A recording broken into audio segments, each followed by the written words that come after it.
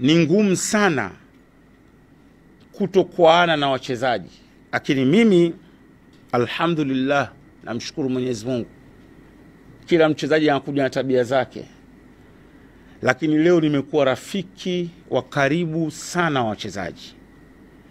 Nimewapambania pale walipozodolewa hadharani na bila aibu. Wakati mwingine niliwapamba sifa ambazo wao wenyewe walikuwa wakicheka. Hawa ni kundi ambalo linastahili heshima na linastahili upekee katika pongezi zangu na shukrani zangu. Wote niliofanya nao kazi, wote nimefanya kazi na kundi kubwa la wachezaji. Lakini lazima niwashukuru na nyinyi wanahabari. Nyinyi ndio mlionifanya mimi niwe hapa, kwa kutangaza taarifa nilizokuwa nazitoa, kwa kuelezea kile ninachoenda kukisema. Nyie mkanitangaza na mkaitangaza sana Simba. Inawezekana kuna mahali fulani labda kwa sababu nyingine au hii au hile hatukwenda sawa, lakini wallahi niseme nyinyi mmekuwa sehemu ya maisha yangu, na ndio maana nimejaribu sana mara nyingi kufanya mahusiano yetu yazidi kuwa mazuri. Nimetembelea vyombo vyenu vya habari mara kadhaa, kwenda newsroom, mmenikosoa mara kadhaa, tumekosoana mara kadhaa, wakati mwingine tulikuana, lakini kimsingi bila nyinyi Haji Manara hasingekuwa hapa. Na katika kufanya kazi kote huko na kushukuru, lazima kuna mahali kama binadamu nitakuwa nimeteleza. Haiwezekani ufanye kazi kwenye taasisi kubwa kama Simba Sports Club yenye washabiki wengi alafu usikosee. Alkamalu lillah, aliyemkamilifu juu ya dunia hii ni Mwenyezi Mungu peke yake. Wote sisi wanadamu tunaishi, kuna mahali tunakosea, na lazima aidha nyinyi ama mwingine yote lazima nitakuwa mahali nimemkosea. Kwa hiyo nitumie fursa hii pamoja na shukrani zangu pale ambapo niliteleza kama binadamu. I'm sorry. Sijakamilika mimi. Yani sijawahi kuwa mkamilifu. Na kama kuna mtu ataamini yeye ni mkamilifu, anachukua sifa ya Mwenyezi Mungu, nitakosea. Katika kutekeleza majukumu yangu lazima nitakosea. Miaka 6 unaongea na waandishi wa habari mfululizo. Labda pengine mimi ndio mwanadamu niliyofanya press conferences nyingi zaidi katika miaka 6 iliyopita kuliko Mtanzania yote yule. Kwa hiyo katika hali hiyo nimetembelea, nimekwenda maredio, magazeti, lazima kuna mahali nimekosea. Narudia tena, kama binadamu, I'm sorry. Haikuwa dhamira yangu, na yote niliyoyafanya kama makosa sikuwa kwa ajili ya kutetea maslahi ya Haji. Wakati mwingine makosa yangu ni katika kutetea brand ya Simba na image na kuiprotect club hii ninayoipenda kupita maelezo. Hakuna mtu nilokosana naye binafsi kwa Haji, kwa ajili ya Haji. Hayupo.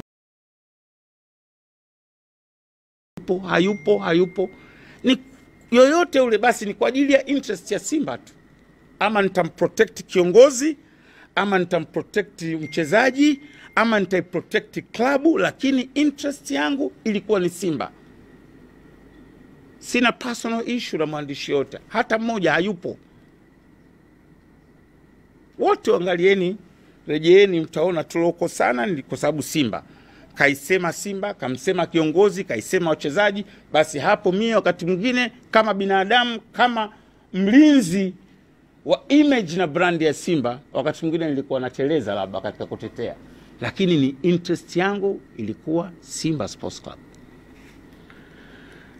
Nikimalizia kwenye eneo la shukrani, lazima niwashukuru sana serikali.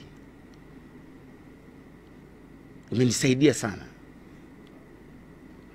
Mawaziri waliofanya kazi katika kipindi toka cha Jakaya, mzee Jakaya, mpaka Rais Magufuli, mpaka Rais Samia, mawaziri wa michezo wote. Wakati ngoja Haji tusaidie hili bwana, hili jambo lifanye hiki tufanye. Serikali kwa ujumla. Toka Dr. Mkangara mpaka Kajanape, wakati ule kina kakaangu ambaye Rasi Makala, wote Mwakembe na manaibu wake wote, mpaka waziri wa sasa. Na nimepata heshima kadhaa kupitia serikali. Mimi katika maisha yangu nilikuwa sitegemei kuna siku nitapewa fursa kuongea kwenye podium ya Ikulu ya nchi. Heshima kubwa ile. Rais wa nchi anakwenda na kutaja mahali hadharani mbele ya viongozi kadhaa, akikutaja wewe kwa niaba ya Simba, ni heshima kubwa. Sidhani kama kuna msemaji mwenzangu amepata hiyo heshima katika klabu hizi. Na aliko kwenye sherehe za kitaifa Ikulu, ni heshima kubwa. Kwa naishukuru sana serikali. Sana. Hata katika shughuli zangu binafsi nikiwaalika viongozi wa serikali wanakuja. Kwa wamenipa heshima hiyo. TFF. Hawa ndio taasisi nilofanya nao kazi vizuri sana. Wakati fulani kweli nilifungiwa, lakini tulisameheana, nililipa ihsani ile kwa kusema sore. Baadaye Rais Karia alipoingia, kitu cha kwanza akasema funguliwe Haji na wenzie wote waliofungiwa. Nikaitwa kamati ya nidhamu, nikajieleza, nikamwambia mimi shida yangu walilifungia, hawakunipa nafasi ya kunisikiliza. Hata kunisikiliza hawakutaka. Wakanifungulia hapa katikati tena kwa sababu ya Simba. Issue ilikuwa ya Morrison. Wasipati matatizo mimi kwa sababu yangu binafsi, sikumbuki. Kwa sababu ya Simba nikala tena milioni 5 fine. Nikalipa. Ili kuendelea kuisemea klabu hii ninayoipenda. Kwa hiyo shukran viongozi wa TFF, mmeniheshimisha vya kutosha. Mkanichagua kwenye kamati zenu mbalimbali, ikiwemo kamati hii ambayo bado nipo ya timu ya taifa, nikiwa mjumbe wa kamati ya timu ya taifa, lakini mwenyekiti ninayeongoza kamati ndogo ya hamasa ya timu ya taifa na timu zote za taifa. TFF wakanikabidhi mimi na ninayo mpaka leo hiyo nafasi. Ni heshima kwangu na kwa familia yangu. Nisiache kuwashukuru watani zangu Dar es Salaam Young Africans, wenyewe wanajiita Dar es Salaam Young Africans, hasa katika kipindi kama hiki wanasajili wako vizuri.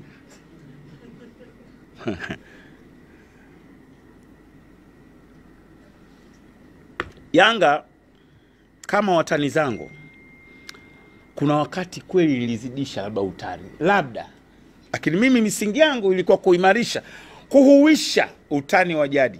Lazima uhuishe utani wa jadi. Bila utani wa jadi tutatengeneza uhasama wa jadi. Misingi ya utani wa jadi tuliikuta vizazi na vizazi. Kwa moja ya kazi niloifanya ni kurejesha utani wa jadi ambao bila kuficha, bila kusema kupindisha maneno, umeleta hamasa mpya kwenye mpira.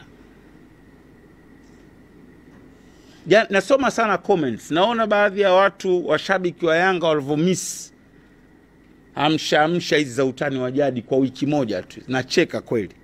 Lakini kuna wakati walinizodoa, walinichora, walinidhihaki, lakini mimi sikuwahi mahali, nyinyi mashahidi, kwenda kulalamika wala kushtaki popote. Kwa sababu nilijua hawa nao wanakosea kama binadamu, lakini tunasimamia katika misingi ya utani wa jadi. Lakini nikenda mpirani kwenye mechi zao, hao watani zangu ambao baadhi yao wananizodoa, ndio atakayeomba naita nini, selfie, ndio atakayenishangilia, ndio atakayeomba kila kitu. Marafiki zangu wengi sana na nimetengeneza uhusiano mkubwa wa kutengeneza mpira katika njia sahihi. Napita klabu ya Yanga. Mimi ni msemaji ambaye nikitoka kwenye safari zangu, wakati mwingine narudi nyumbani napitia ile mtaa Twiga, na paki gari pale, nashuka na wafuata wale wazee, shikamoni, utantania pale, tutacharulana na wachela kawa, asanteni asanteni. Nilitengeneza hiyo kwa sababu tu ya watu waone mpira sio uadui. Lakini lazima nao kama binadamu, inawezekana kuna mahali niliongea kitu ambacho kiliwakwaza kuhusu Yanga. I'm sorry. Nothing. I'm sorry. Lazima nitakuwa nimeteleza tu. Wakati mwingine nilizidisha kweli. Lakini intention ilikuwa nini? Kuleta hamasa na dunia ya mpira sasa hivi mitandaoni. Sina chuki na Yanga. Ni watani zangu tu. That's it. That's it. Na kwa kufanya hivi niliongeza idadi ya mashabiki. Ingawa inaonekana kama vile ikisemwa hivi, kama ndio ile inasemwa Simba ni kubwa kuliko mtu yoyote, haitakiwi isemwe, ni haramu kusema. Ukweli utabaki ukweli tu. Kazi fulani niliifanya imeongeza hamasa ya mpira wa miguu wa Tanzania. Huwa nawatania partners wangu na client wangu Azam, naambia hizi mnavyoweka hii mihela hii, hebu nitengeneze hata 0.1%.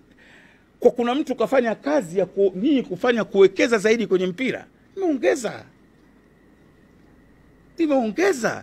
hamasa ya mpira. Na jamaa sema Simba ilikuwa inajaza kabla ya big match. Kwa nawaita hapa, natoa na makauli mbiu ya kila aina, na kwenda kwenye radio moja, TV moja mwenyewe, hadi vipindi vya usiku.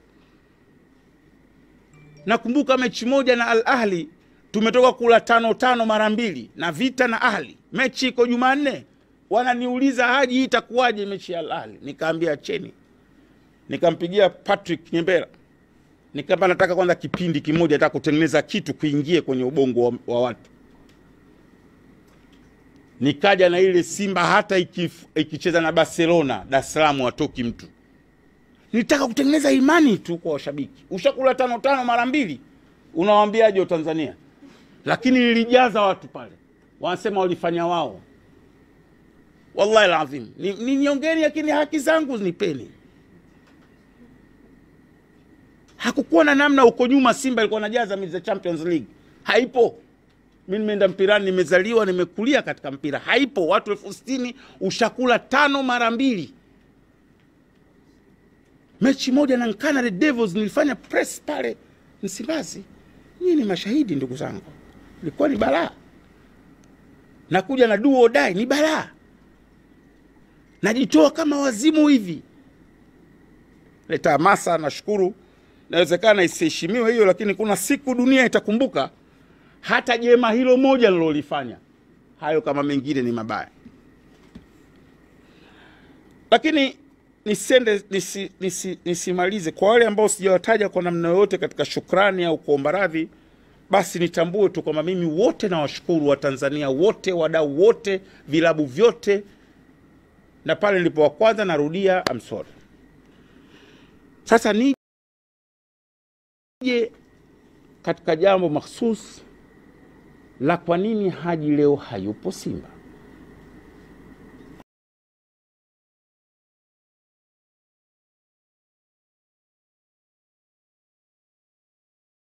Au kwa nini Haji anaondoka Simba Sports Club.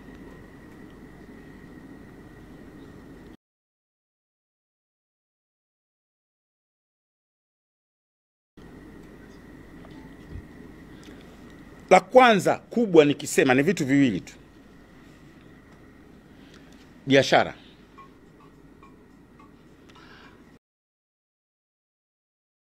Haji ameathirika na biashara.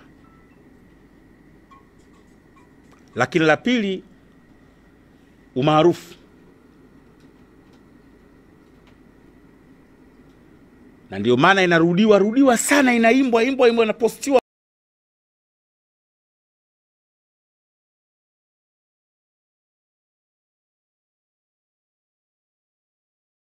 mara kwa mara. Haji sio mkubwa kuliko Simba. Sijui lini niliwahi kutamka mimi ni mkubwa kuliko Simba. Sijui lini. Hata sijui inatokea wapi.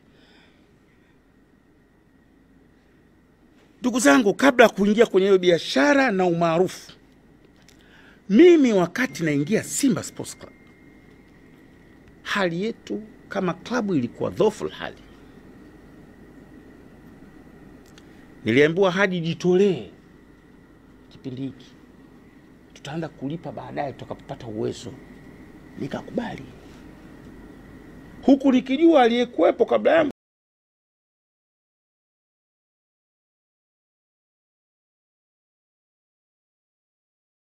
walikuwa nalipa, lakini nikakubali. Simba unakwenda mikoani, nakwenda na basi mimi mwenyewe, ndani ya basi, Shinyanga, Mbeya, Mtwara, mimi mwenyewe.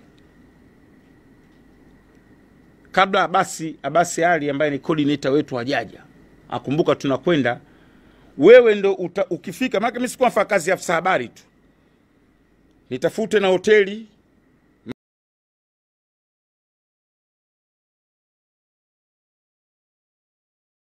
maji ya kunywa. Nikaenda kwa mfano naenda Shinyanga, unakwenda Shinyanga unampigia Salum, mbunge yule, Salum Mbuza alikuwa mbunge wa Meatu, rafiki yangu. Salum, naomba nisaidie maji ya Jambo wakati ule. Naenda mfano kakaangu Chegeni au mzee ya Chuma. Simba miaka mimi naikuta alikuwa anakaa kwenye hotel guest, hizi hoteli za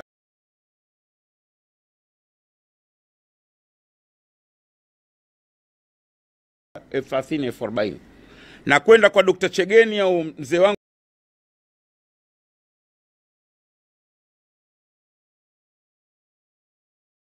Gachuma, naambia bwana sikiliza, sisi uwezo wetu ni shilingi 30,000. Hii ni Simba kubwa, nataka nilaze hoteli kubwa hapa kwa hela hii. Naambia Haji, naambia bwana Sheikh, wewe si Simba, wewe twende. Hadi leo mpaka imebaki mazoea, Simba inakaa katika hoteli hizo, ishakuwa tayari ni mteja. Abasi ameingia, kaka tukombea, nafanyaje? Mafuta tumenasa hapa. Nimepambana sana, lakini nilikuwa nafanya kazi kwa ajili ya klabu yangu. Hapo msisahau sina contract, na nitakuja kwenye issue ya contract. Wala usema kwamba nimepewa milioni, mkataba si wa milioni 4 nimekataa, ni vizuri niweke clear ili nisije nikahukumiwa baadaye. Hali ni mbaya. Msimu wa 2015-16 tumemaliza katika hali mbaya. Yanga ndio mechi kipindi ambacho mimi nilipigwa nikiwa msemaji mechi zote mbili bila. Tukaingia msimu wa 2016-17, mnakumbuka mimi nilipata tatizo la macho. Nimeenda zangu India, nimerudi kimatibabu, nimefika. Baada ya siku 3, rais wangu, hiyo taa itaniumiza sana, na nimezungumza habari ya macho, unaweza ukaiweka hivi kidogo, samani, lakini samani brother, macho yangu si salama sana kwa kunipiga na hiyo taa. Wakanambia, Rais Evans akanipigia simu, akanambia leo saa 1 tunaenda kula chakula cha jioni na wachezaji wa Simba. Kambini wapi? Dege Beach. Hii historia nataka ijulikane vizuri. Tumefika Dege Beach, niko mimi, Saidi Tuli, mjumbe wa kamati ya utendaji, nadhani alikuwepo Alisuru pamoja na Rais Evans Aveva. Kazungumza na wachezaji akanini, na mimi wachezaji pale wakanambia pole bwana kwa kuumwa na nini. Tumemaliza, Evans akaahidi kila mechi tutakuwa tunatoa bonus milioni 5. Anawaahidi wachezaji. Tumetoka pale, nikatoka nje, tukaingia kwenye magari, tukasimama mbele ya Dege Beach. Nikamwambia Rais, unapata wapi nguvu ya kuahidi milioni 5? Hatuna mdhamini. Wakati huo TBL keshaondoka, mishahara yenyewe hatujui tutalipaje. Sisi wenyewe hapa tunajitolea, unapataje nguvu hiyo? Akami mwenyewe nimesema tu wallahi, kwa sababu angalau mwaka huu tushapoteza miaka 2 mimi nimekaa sijashinda kombe. Japo nimesema tu sijui itakuwaje. Wallahi ananiambia hivyo Evans. Nikamwambia kweli? Tunafanyaje sasa? Kafikirieni mtakachoona mnaambie. Evans alikuwa muumini sana wa ushirikishwaji katika uongozi. Mimi usiku ule sikulala. Kasema Evans katutia matatizo makubwa mapya. Misimu 2 tushapoteza ubingwa hatupati. Tunaitwa matopeni wakati ule, wa mchangani. Mimi nikalala, asubuhi kuamka nikaja na jawabu. Kabla kumpigia Evans, wakati huo kumbukeni Patrick Kaemele ndo analetwa. Nikampigia kwanza Patrick. Nikamwambia Patrick, wewe ndo katibu mpya wa Simba. Hebu nakupa idea yangu, ifikirie afu nataka nimshauri rais, lakini wewe mtendaji mkuu. Nikamwambia sikiliza. Sasa hivi kuna haya magrupu ya WhatsApp. Kwa nini nisitafute watu wanaoweza kuchangia kila mechi moja minimum shilingi 20,000 ili tuweze kupata hiyo hela ya bonus milioni 5 kila mechi? Akaambia great idea. Mpigie rais. Pigia rais asema weka. Nikampigia Zungu, bunge wangu wa Ilala, rafiki yangu kakaangu. Zungu, wana nyinyi mna wabunge wengi Simba. Nipe majina ya wabunge ambao wengine nisiwafahamu wote Simba. Nataka kuunda grupu hivi na hivi na hivi na hivi na hivi. Kwa sababu sisi mwaka huu lazima tupate kikombe. Akanitajia majina ya wabunge wengine nilikuwa siwajui na wale ninowajua. Kina Juma Nkamia, kina Zito Kabwe, kina Heche. Sikujali Chadema wala CCM wala NCCR. Ili mradi Simba we umo. Stakeholders, watu waliokuwa kwenye corporate, mabenki naofahamu, madaktari. Nikaunda group la watu ambalo tukakubaliana kila mechi ni shilingi 20,000 minimum. Simba HQ, ambayo ndio juzi walisema nimejiuzuru kupitia HQ. Akili ilifanya kazi kwa haraka, group lile tukaliunda, tukaanza kuchanga. Ndio ilibaki tone tuchukua ubingwa. Nadhani mnafahamu, na ndio kisa cha mimi kufungiwa issue ya mechi ya Kagera Sugar. Lakini tulishinda FA. Na Yanga tuliwapiga kwenye Mapinduzi, tukawapiga kwenye ligi. Goli la mwisho anafunga Kichuya. Mechi ya kwanza draw, tumecheza 10. Ni Simba HQ. Mechi zote milioni 5 tunatoa. Ikifika mechi kubwa na Yanga, group lile linachanga mpaka milioni 30, mpaka 25. Watu wanatoa baada ya 20,000 wanatoa 200,000, mwenye laki, tunafika. Na admin wakawa watu wangu. Nikamweka marehemu Ashamuaji, dada yangu Somoe, na kuna watu wengine wakawa na support, lakini kuna wahazini ambao wafanya kazi kubwa, Somoe na wenzie, kina Molwiba pale, Benka yule, wafanya kazi kubwa, wametunza amana za watu. Kafungua mpaka account. Kundi la Simba HQ ni sehemu ya alama ya utumishi wangu ambao leo unadhihakiwa. Akili yangu nilifanya kwa mapenzi makubwa ya klabu yangu. Hapo hayupo mfadhili yoyote. Juzi nimeona mahali imeandikwa mafanikio yanatajwa mpaka 2016-17. Na kombe lile linatajwa. Bahati mbaya tuulizi. Ya mkubwa akizungumza uwezi kuuliza mbona wewe kuwepo, mbona kulikuwa kamati ya utendaji. Wala muulizi, mekaa kimya. Nakaa kimya tu, mnaona sawa tu. Lakini ndo sawa. Kwa sababu hata msipouliza Watanzania si wanaujua ukweli. Sababu bodi imeanza 2018. Lakini mpaka kombe la ligi kuu 2018 ile anatukabidhi Magufuli pale, limo katika mambo tuliyofanya makubwa. Cheka kweli. Sasa tumemaliza kwenye jambo hili la HQ, lakini niwaambie moja kazi walofanya HQ ilikuwa ni pamoja na kufanya sherehe hapa Serena. Mimi nilikuwa naona masherehe yale ya Serena ya Simba, tunaita wachezaji, tukimaliza Simba Day, wanaume wale wanachanga. Na mimi hapo na kamshahara kangu kala 700, sijawahi kukosa mchango. Sio tu kwamba nachanga kila mchango. Mwajiriwa na bado nachanga. Bonus hizi zinakwenda kwa wachezaji. Mimi simo sipati. Na hapa tunamshukuru mwenyekiti wa bodi, baada ya muda naye baada ya kuona ngoma ishaingia ile, Siku moja nikapigiwa simu na Kasim Deuji, akaambia bwana mwenyekiti, wakati ule sio mwenyekiti, anataka naye kusupport shilingi kwa shilingi. Nyie mkitoa milioni 5 kwenye HQ na yeye anaweka milioni 5. Mkichanga milioni 15, baadhi ya watu wakataka kupinga pale, nikamwambia jambo jema. Unajua wakati ndo mchakato. Kwa hiyo wakaona wewe anataka kutumia fursa kupata uwekezaji. Na mimi kwa sababu nilikuwa muumini wa transformation, mimi nilikuwa nafanya kazi huku naamini katika transformation. Kwa hiyo nikaunga mkono, nikalobi, mimi ni lobisti mzuri kweli. Wakakubali, tukaanza 5, tukitoa na wanatoa 5. Alhamdulillah. Wakati mwingine zake ikitokea, lakini kusema ukweli haki ya mtu apewe tu. Ameshiriki katika kuboost hilo jambo. Akili ya Haji Manara. Tukamaliza msimu 2016 17 18 wanakuja kina Boko, kina Muzamil kuja 2016 17. Wanakuja wanarudi tena Okwi. Pale tushaanza kuchanganya sasa. Mambo yashaanza kidogo Simba sasa, na 2017 hali inaanza kuwa nzuri. SportPesa wameingia. SportPesa wameingia 2017.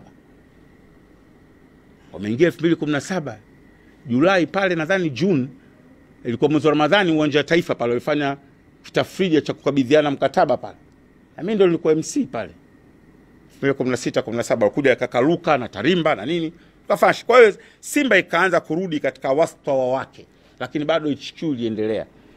Na hata juzi hapa HQ, pamoja na huu uwekezaji tunausema, juzi HQ wamechanga almost kama $9,000 hivi, karibu milioni 20 kununua vifaa vya Simba vya mazoezi, kiwemo vya magolikipa.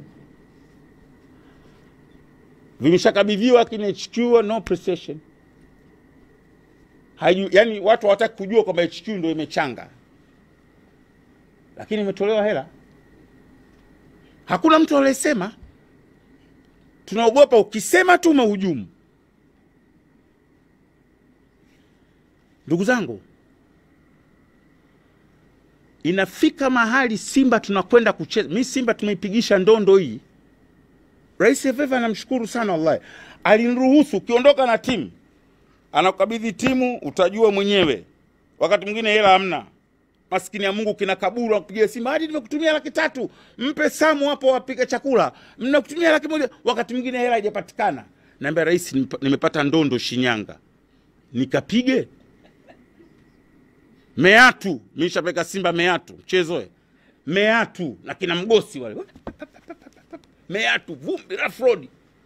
Naambia Salombuzi, nataka milioni 5, nipe, nataka mechi mimi. Nipate kuwarudisha wachezaji Dar es Salaam, niwape posho. Napiga ndondo. Unafika Dodoma transit na wapigia wabunge. Jamani, hawa wachezaji nataka wapate posho angalau wakirudi nyumbani. Wabunge wanajiorganize, wa Simba, wa Yanga. Huyu Tony Mavunde, mbunge wa Dodoma mjini. Fikiri yeye ni Yanga na watu wote wanajua. Lakini alikuwa mara kadhaa anatuandalia lunch pale. Na wanakuja kina mzee kakaangu Nkamia, juzi maskini Nkamia kasema mimi hata simu yake nilikuwa sipokei wakati wa uchaguzi. Napokeaje mimi mwajiriwa? Sipokei simu ya mtu mimi katika uchaguzi. Lakini nisame kakaangu, nilikuwa ni katika principle tu, mimi sipendi kuingilia chaguzi. Kwa hiyo nilikuwa siwezi kupokea simu ya mgombea, nitakuwa naingilia uchaguzi. Na baadaye uchaguzi utakuwa sio huru na haki. Lakini Nkamia wote wanashiriki, kina Zito, tunakwenda na wanapiga mpunga, wanachanga laki. Nakumbuka siku moja huyu mtoto Shabalala, Mwenyezi Mungu amjalie, tumemaliza mechi, nadhani tulikuwa tunakwenda Bukoba au Shinyanga sikumbuki. Tumepita Dodoma, tumemaliza, wabunge wakachanga ikapatikana hela ya kuwapa msafara mzima $100,000. Kasoro Haji. Unajua akasema nini? Lazima sisi wote tutoe tukupe. Nikakataa kata. Tunakaribia Nzega, akanifuata mbele. Akabana, tumechanga sisi wote, tumetoa, kila mmoja akatoa 10,000. Sasa kama mbona mimi nitakuwa nimepata nyingi? Bwana wewe ndio organize. Akamwambia bwana nakuomba. Nikumbuka nilikuwa naonekana Dr. Gembe akanambia Haji, utakuwa watendee haki wachezaji. Hiyo ni shukrani yao. Sasa zilivyoanza neema, nirudi kwenye neema al-Maula wa neema al-Masir.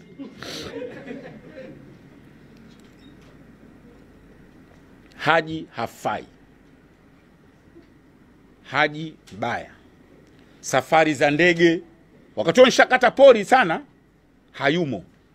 Mlikuwa mkiniona mikoani ni kwa kujitegemea.